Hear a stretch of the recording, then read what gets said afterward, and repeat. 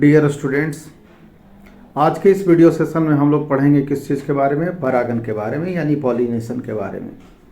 आप जो स्क्रीन पे देख रहे हैं ये भले ही इंग्लिश में लिखा हुआ है लेकिन हिंदी में ही पढ़ाएंगे, चिंता करने वाली बात नहीं है।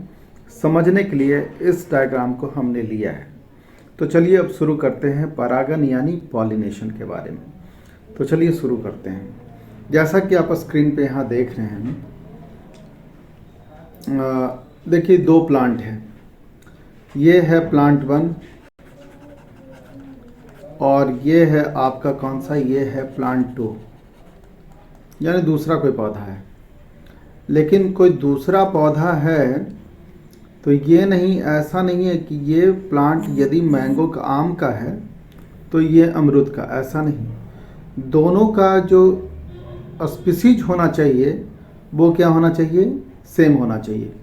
जैसे ये गुआवा का है तो ये गुआवा का ही होना चाहिए, मैंगो का है तो मैंगो का ही होना चाहिए। अब जैसे कि मैंगो में ही आप देखते हैं तो आपको कई वैरायटी मिल जाता है, जैसे मालदा और अलग अलग बीजू, अलग अलग वैरायटी मिलता है।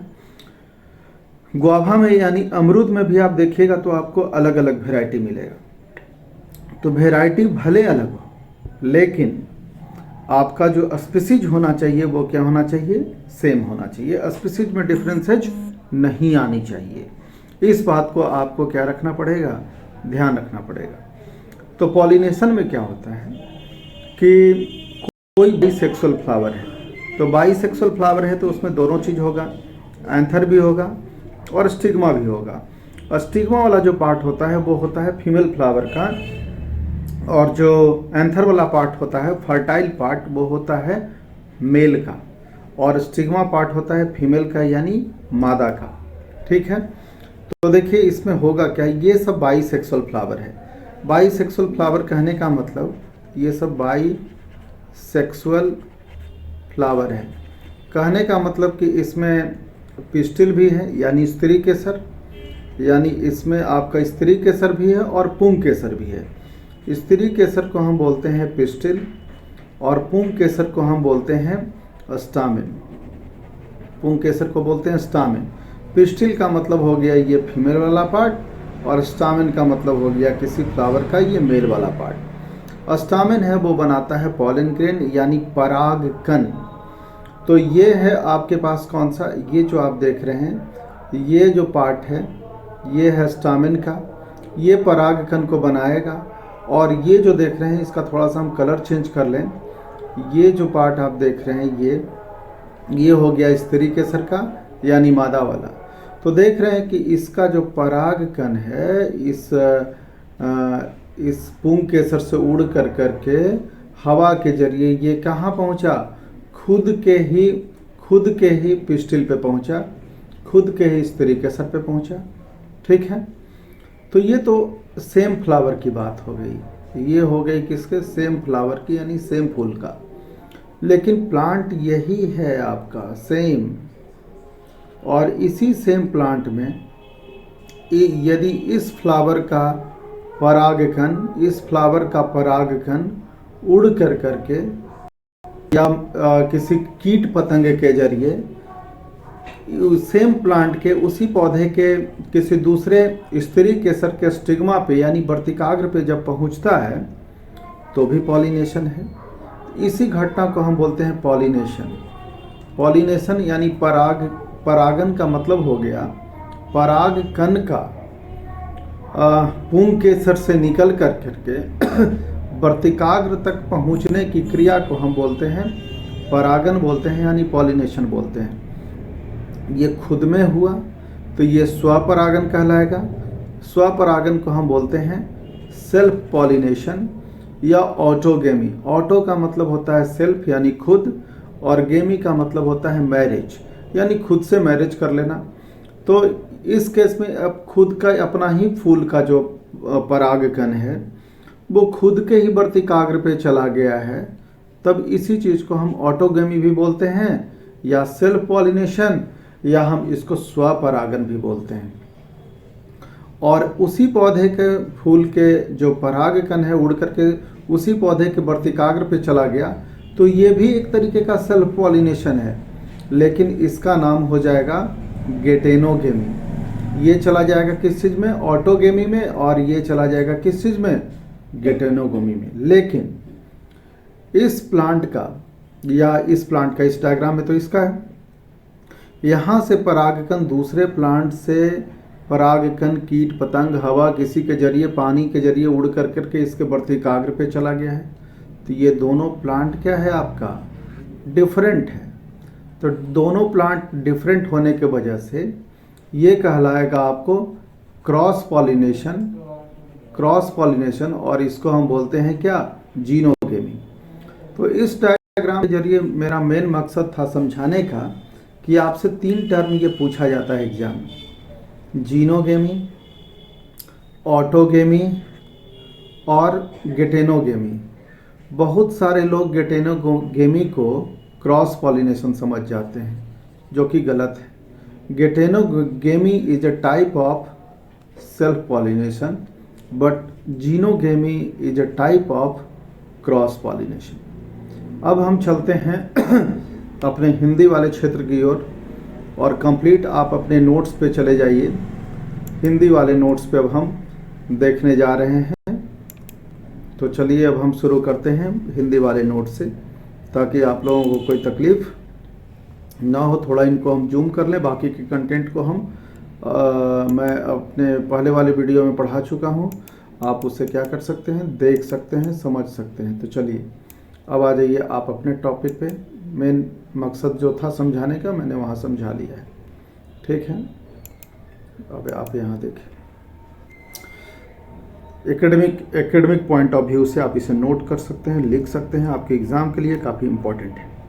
चलिए अब हम शुरू कर लेते हैं। तो आपने भी देखा ये है परागन यानी पॉलिनेशन। जब परागकण पराग कोश से निकलकर उसी पुष्प या उस जाति के, देखिए यहाँ भी ये लिखा हुआ है उस जाति का, तो यहाँ जाति का मतलब हो गया सेम टाइप ऑफ प्लांट। जैसे मैंगो है तो मैंगो पे ही जाएगा। दूसरे पुष्पों के वर्तिकाग्र का मतलब स्टिग्मा तक पहुँचते हैं। इसी क्रिया को हम क्या कहते हैं, परागन कहते हैं। परागन 2 तरीके का, कौन कौन, एक हो गया स्वपरागन यानी सेल्फ पॉलिनेशन, पर परागन यानी क्रॉस पॉलिनेशन, ठीक है। ये सब हम लोग बात कर ही चुके हैं। अब नीचे देखिए डायग्राम में, तो ये था आपका क्या, ये है आपका स्वपरागन। ये क्या है, स्वपरागन, परागन। और ये हो गया आपको कौन, पर परागन। ये था आपको ऑटोगेमी, स्वपरागन का। ये भी एक तरीके का क्या है, स्वपरागन है, स्वपरागन। लेकिन ये था क्या, गेटेनोगेमी इसको कहते थे। और पर परागन को हम बोलते हैं जीनोगेमी बोलते हैं। इन्हीं तीनों टर्मों को समझाना मेरा मेन मकसद था वहाँ। तो ऑटोगेमी एंड गेटेनोगेमी, ये जो दोनों है वो स्वपरागन का ही क्या है, टाइप है। आप देख रहे हैं खुद के एक ही फ्लावर में ये चला गया। इसमें देख रहे हैं सेम प्लांट के फ्लावर से निकल करके जो परागकण है वो इसके वर्तिकाग्र पे चला गया, सेम ही प्लांट के फूल पे। तो ये सब हो गया स्वपरागन, और ये हो गया कौन सा, पर परागन।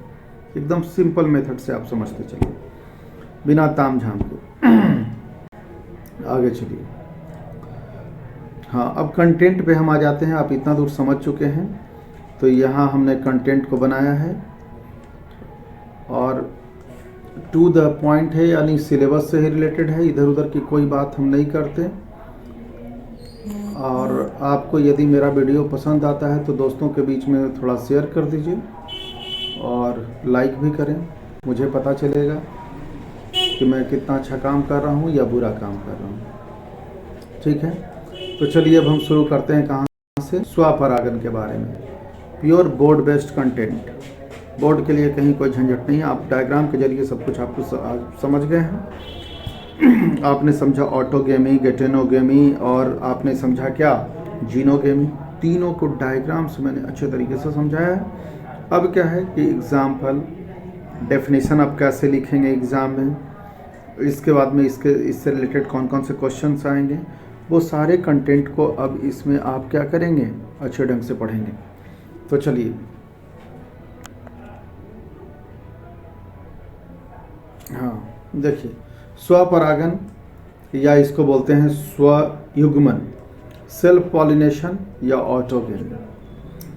सेल्फ पॉलिनेशन और ऑटोगेमी यानी एक ही आपके पास यही एक फ्लावर है, ये ऐसे, और इसका ये जो एंथर हो गया यहीं से पराग का निकल के इसके वर्तिकाग्र पे चला गया, इसी को बोलते हैं स्वपरागन। जब एक ही पुष्प के परागकण, जब एक ही पुष्प, तो ये एक ही बनाए हम, एक ही पुष्प के ये जो परागकण उसी पुष्प के, सेम ही पुष्प के वर्तिकाग्र पर पहुँचते हो या उसी पौधे के अन्य पुष्प के वर्तिकाग्र पर पहुँचते हो, तो यह स्वपरागन है। यह केवल उभयलिंगी या द्विलिंगी पौधों में ही होता है, क्योंकि इसके लिए मेल पार्ट होना जरूरी है और साथ साथ में क्या, फीमेल पार्ट भी होना क्या है, जरूरी है। कुछ आ जाइए नोट जो कि आपको ऑब्जेक्टिव में पूछा जाएगा, आपके ऑब्जेक्टिव पॉइंट ऑफ व्यू से जो एग्ज़ाम होगा, और पूछा ही जाता है, बहुत सारा मैथ्स क्वेश्चन पूछा जाता है उससे ऑब्जेक्टिव से, उसके लिए है। देखिए कभी कभी पार्टिकुलर एक ये टॉपिक ही आ जाता है कि बताइए कि अनुन्नमिल्ल परागन क्या होता है, ये अलग से आ जाएगा, क्वेश्चन पूछ देगा। यानी क्लिस्टोगेमी क्या होता है, तो ये उन सभी फ्लावर में होता है जो कभी खिलता ही नहीं है। खिलता ही नहीं मतलब कि उसका जो कली रहा तो कली ऐसे बंद है, कभी वो ओपन हुआ ही नहीं, वैसे फ्लावर में होता है आपको क्या, क्लिस्टोगेमी।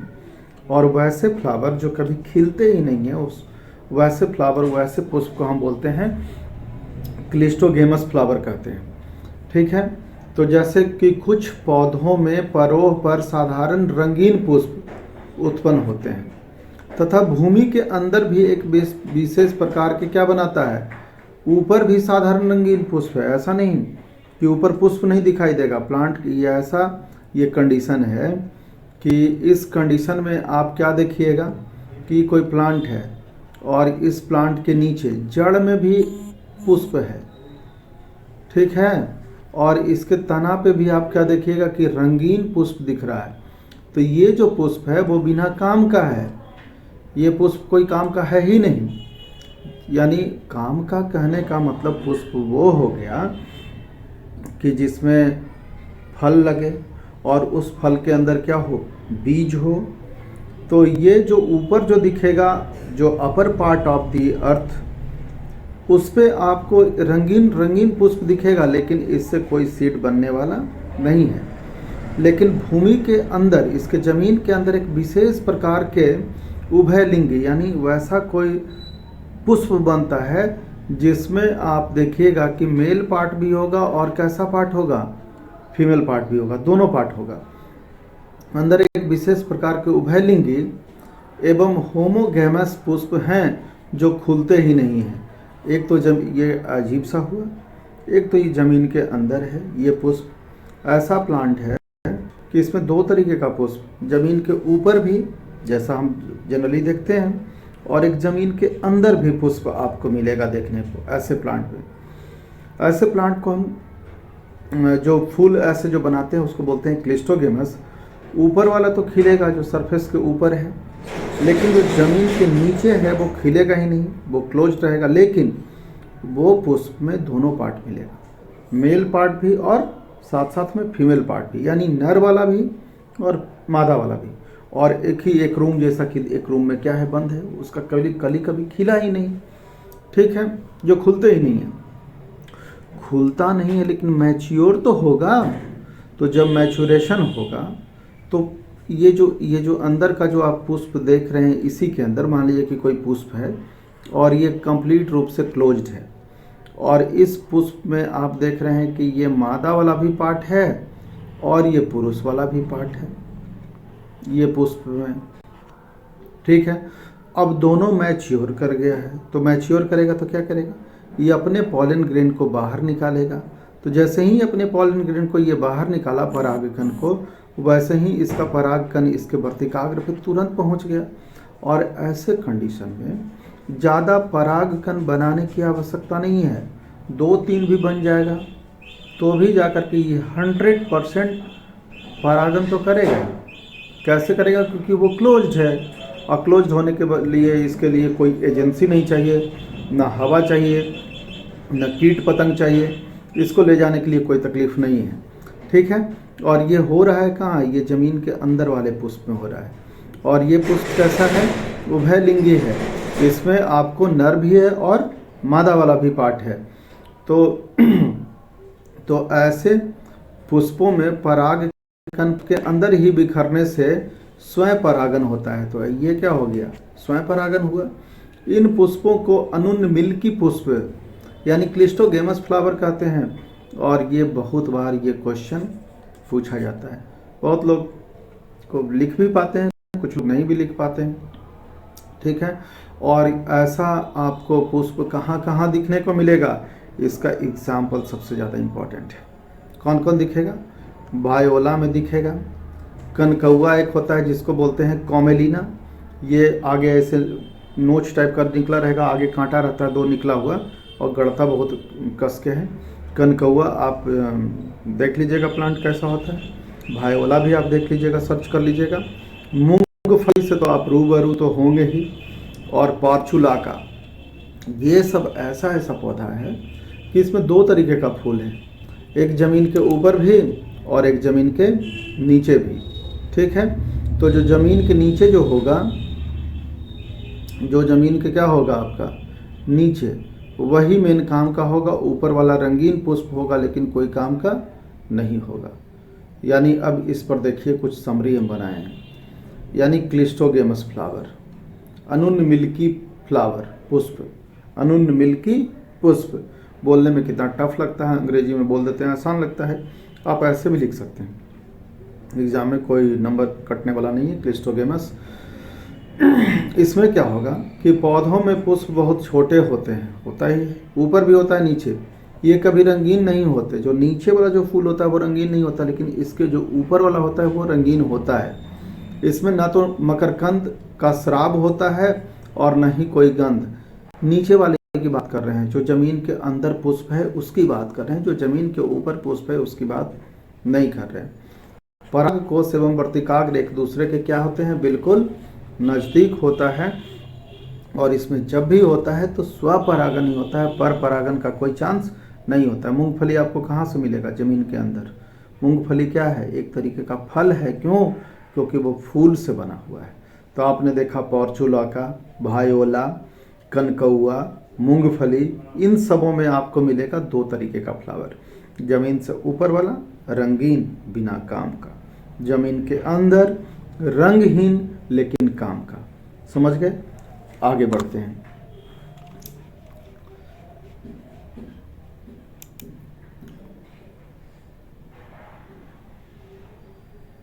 थोड़ा सा इसको बड़ा कर लें।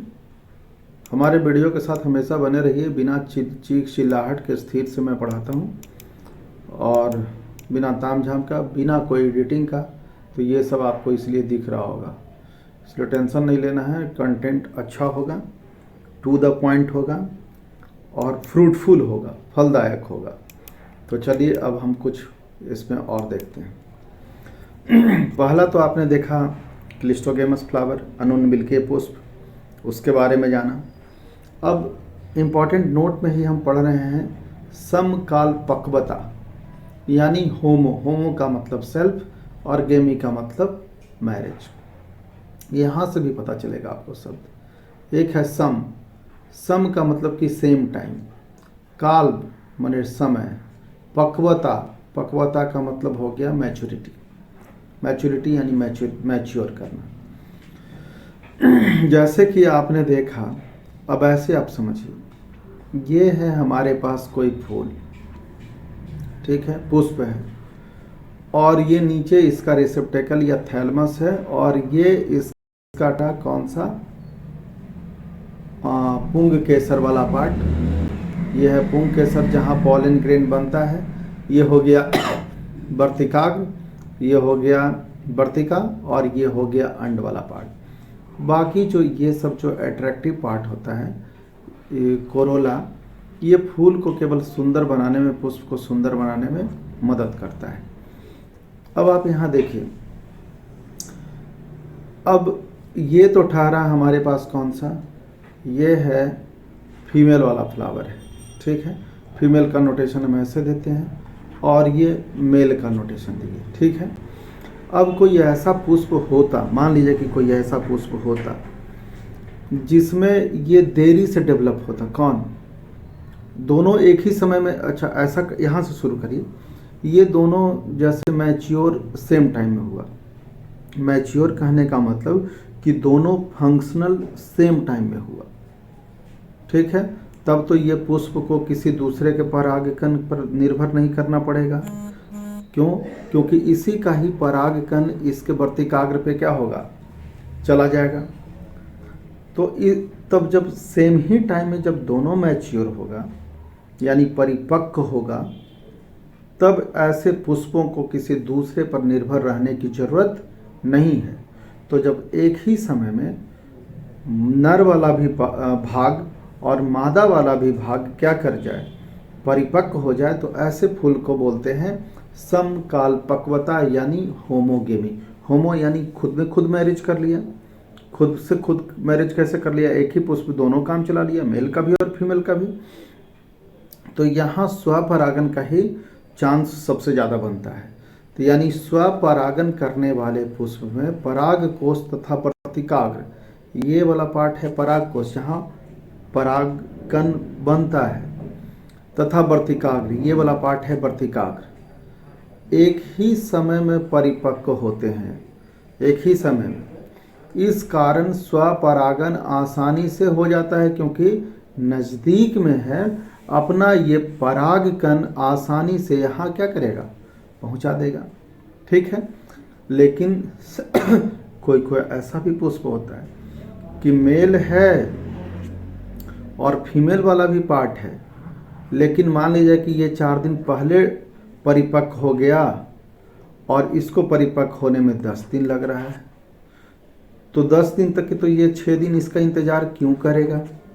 कहीं दूसरे से कोई दूसरा परागकण आ गया तो ये फिर क्या कर लेगा, अपना पॉलिनेशन कर लेगा, इसका इंतज़ार क्यों करेगा, ठीक है। इसको बूढ़ी होना है, इंतज़ार नहीं करेगा, ठीक है। तो स्वपरागन का महत्व समझिए कि क्या क्या होता है। स्वपरागन होने से ही तो एक ही प्लांट का है ना, एक ही पौधा का ना, इसी का गुण, खुद एक ही गुण बार बार कई जनरेशन तक के क्या होगा, चलता रहेगा। क्यों? क्योंकि कोई बदलाव नहीं है। तो सिग्निफिकेंस ऑफ सेल्फ पॉलिनेशन, इस प्रकार के पुष्पों में परागन और निषेचन सुनिश्चित हो जाता है। क्यों? क्योंकि नज़दीक होगा तभी तो स्वपरागन होगा। तो इसमें 100% सुनिश्चित हो जाता है कि परागन होगा तो होगा। इस प्रकार के परागन के फलस्वरूप संतान दुर्बल हो जाती है। दुर्बल क्यों होगा? एक ही गुण, समय बदल रहा है, इन्वायरमेंट बदल रहा है और गुण एक ही तरीके का रहेगा, गुण चेंज नहीं करेगा। तो वैसे कंडीशन में समय के अनुसार बदला नहीं तो नेचर उसको सेलेक्ट नहीं करेगा, सिलेक्शन नहीं होगा तो एलिमिनेशन हो जाएगा। तो सिलेक्शन होने के लिए वेरिएशन होने का बहुत ज़रूरी है, यानी बदलाव होना जरूरी है, जो कि पर परागन में ही हो पाता है, ठीक है। अब स्वपरागन के बाद अब हम पढ़ने जा रहे हैं कौन सा है, पर परागन। तो चलिए आ जाइए, हम लोग पढ़ते हैं पर परागन। थोड़ा इनको ऊपर कर लें। देखिए पर परागन डायग्राम से समझा चुके हैं आपको, ये सब पेन पेपर पे आप लिखते रहिए और समझते रहिए। देखिए, जब एक पुष्प के परागकण एक पुष्प के दूसरे पौधे के दूसरे पौधे पर अवस्थित पुष्प के वर्तिकाग्र पर पहुंचते हैं, तब उसे क्या कहते हैं, पर परागन कहते हैं। ऑलरेडी आप समझ चुके हैं। पर परागन यहाँ लिखा है कितने तरीके का आपके बुक के अकॉर्डिंग, 2 तरीके का, सजात पुष्पी परागन और पर निषेचन। एक्चुअली ये जो सजात पुष्पी परागन है, ये जेनेटिक पॉइंट ऑफ व्यू से ये जो पार्ट है ये सेल्फ पॉलिनेशन ही है, लेकिन इसमें कन्फ्यूजन है, अलग अलग बुक अलग अलग चीज़ लिखता है, लेकिन जब ऑब्जेक्टिव में आएगा, वस्तुनिष्ठ प्रश्न में आएगा, तो ये एक तरीके का स्वपरागन है। ठीक है, पर परागन पर निषेचन ही है केवल ये जीनोगिन, जिसका डिफिनीशन ऑलरेडी यहाँ दे दिया गया है। अब सजात पुष्पी परागन के बारे में ही हमें आगे जानना होगा, तो चलिए अब हम जानते हैं किसके बारे में, सजात पुष्पी परागन के बारे में। जब एक पादप के एक पुष्प, एक ही पादप का ये वो पुष्प है, ये दूसरा पुष्प है, इसका इस पे चला गया तो एक ही ना, एक ही जाति का ना है, इसलिए सजात पुष्पी परागन है। और जब एक ही सजाते पुष्पी हो ही गया तो इसमें गुण क्या होगा, सेम ही ना होगा, इसी वजह से इसको कहते हैं स्वपरागन ही कहते हैं। लेकिन कई किताब इसको पर परागन, आपके बोर्ड की किताब में भी पर परागन लिख दिया, तो हम इसमें डाल दिए। ठीक है, कि पराग कणों का उसी पादप के दूसरे पुष्प के वर्तिकाग्रोह तक स्थानांतरण होता है, तब वह सजात पुष्पी परागन कहलाता है। सजात पुष्पी परागन जेनेटिक पॉइंट ऑफ व्यू से, यानी अनुवांशिकी के आधार पे ये क्या होता है, आपका एक तरीके का स्वपरागन है, ये पर परागन नहीं है। समझ गए? और लेकिन एग्जाम में बोर्ड वाले में ये लिखिएगा, कोई दिक्कत नहीं है, नंबर मिल जाएगा। ठीक है, चलिए आगे बढ़ते हैं। हाँ, सजात पुष्पी के बारे में थोड़ा इनको हम क्या कर लें, बड़ा कर लें। 1 मिनट वेट करिए, 1 मिनट नहीं वेट करना है, बोल दिया मैंने 1 मिनट। हाँ देखिए,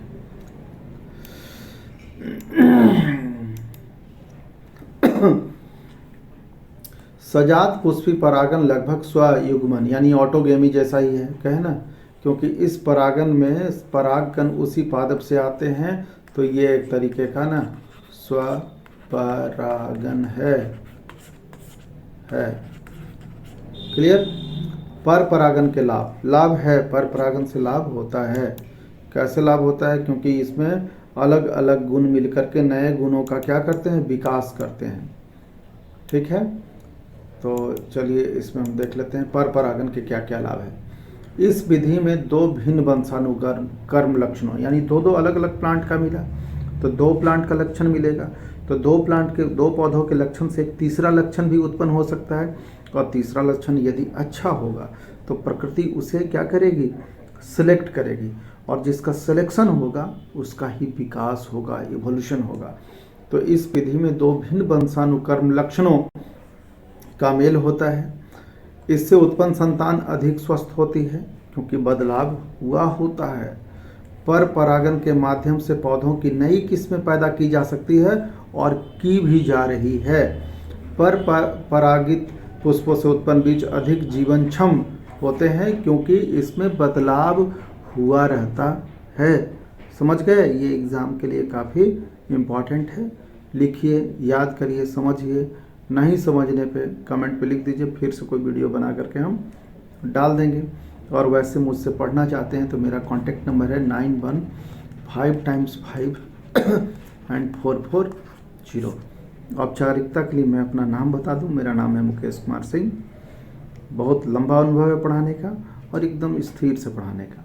ठीक है, पर परागन से हानि है, क्या हानि है जरा भी देख लेते हैं कि पर परागन से हानि क्या है। हानि ज़्यादा कुछ है नहीं, हानि यही है कि बेचारे को मेहनत थोड़ा सा ज़्यादा करना पड़ेगा, तलाश करना पड़ेगा। ठीक है, किसकी तलाश करना पड़ेगा? परागकण का। तो देखिए, पर परागन में अनिश्चितता बनी रहती है, मिलेगा ना मिलेगा, वर्तिकाग्र तक के परागकण पहुंचा ना पहुंचा, तो अनिश्चित होता है। जबकि स्वपरागन में अनिश्चितता नहीं बनी रहती है, क्योंकि पुष्प को बाह्य साधनों पर ही परागन के लिए निर्भर करना पड़ता है। तो बाह्य साधन जैसे चिड़ियाँ, हवा, पानी, सांप, ये सब कुछ क्या होता है, साधन है जो परागकण को, परागकण में तो पैर है नहीं कि पैदल चल करके चला आएगा, इसको किसी एजेंसी से, किसी सुविधा वाली चीज़ों से उसमें चिपक करके उड़ करके आना होगा। ठीक है, परागकण में बहुत बड़ी मात्रा में बनते हैं, क्योंकि बहुत सारा तो बर्बाद हो जाएगा, जिससे पौधों को ज़्यादा ऊर्जा खर्च करनी पड़ती है। ज़्यादा बनाना पड़ेगा तो ज़्यादा ऊर्जा खर्च होगी ही। अनेक परागकण व्यर्थ चले जाते हैं, सही बात है। परागकण का ज़रूरत है एक, बेचारे को बनाना पड़ता है ढेर सारा, क्योंकि हवा में बर्बाद होगा, किसी के पैर में चिपक के खराब होगा, कहीं भी खराब हो सकता है, वायबिलिटी इसकी कम होगी। पर परागन द्वारा बीज मिश्रित गुणों वाले होते हैं, और यही सबसे बड़ी बात है कि मिश्रित गुण हुआ तो समझ लीजिए कि अच्छा क्वालिटी का गुण आ गया तो बहुत अच्छा है। खराब वाले को एलिमिनेट हम ही लोग कर देते हैं, प्रकृति भी कर देती है। जैसे जिसके पास कोई गुण नहीं हो उसको कौन पूछता है, जिसके पास थोड़ा बहुत भी गुण है वो पूजे जाते हैं। ठीक है, आगे बढ़ते हैं। अब यहाँ से और भी सवाल हमारे पास बहुत इम्पोर्टेंट ऑब्जेक्टिव के लिए आ रहा है, तो आप इसको देखिए और समझिए स्थिर से। पर परागन के साधन, जैसा कि हम पहले केवल बोल दे रहे थे, अब यहाँ कंटेंट में हमने आपको दिया है। साधन कौन कौन सा हो सकता है जो पर परागन को करवाए। ठीक है, कीट हो सकता है, पक्षी, जानवर, जल और वायु। यदि परागन का जो क्रिया है किसने करवाया, कीट ने, तो कहलाएगा कीट परागन, कोई दिक्कत नहीं बोलने में। पक्षी से हुआ पक्षी परागन, जंतु से हुआ जंतु परागन, जल से हुआ जल परागन, वायु से हुआ वायु परागन। लेकिन आप इस पे ध्यान रखिएगा, इंटेमोलॉजी कीट विज्ञान, तो इंटेमोफिली कीट परागन, ऑर्निथोलॉजी पक्षी विज्ञान, ऑर्निथोफिली पक्षी परागन, जूफिली जंतु परागन, हाइड्रो वाटर जल परागन, अनीमोफिली वायु परागन। क्लियर, ये सारे टर्म काफ़ी इम्पोर्टेंट है और ऑब्जेक्टिव में पूछे जाते हैं। क्लियर। अब देखिए नीचे का जो हमारे पास कंटेंट है ये है कौन सा, ये है पॉलिन, सॉरी थोड़ा सा इसको बढ़ा लें, पराग स्त्री केसर संकर्षण। तो पराग स्त्री केसर संकर्षण मैं आप लोगों को अगले वीडियो में पढ़ाऊंगा। तब तक कि यहाँ पूरा का पूरा आपका क्या हो चुका है, परागन का प्रोसेस हमने समाप्त कर दिया है, और ये मैं अगले वीडियो में आप लोगों को बताने वाला हूँ, क्योंकि वीडियो लंबा होगा, लेंदी होगा, आपको खुद अच्छा नहीं लगेगा। तब तक के लिए थैंक यू, धन्यवाद, मज़े में रहिए।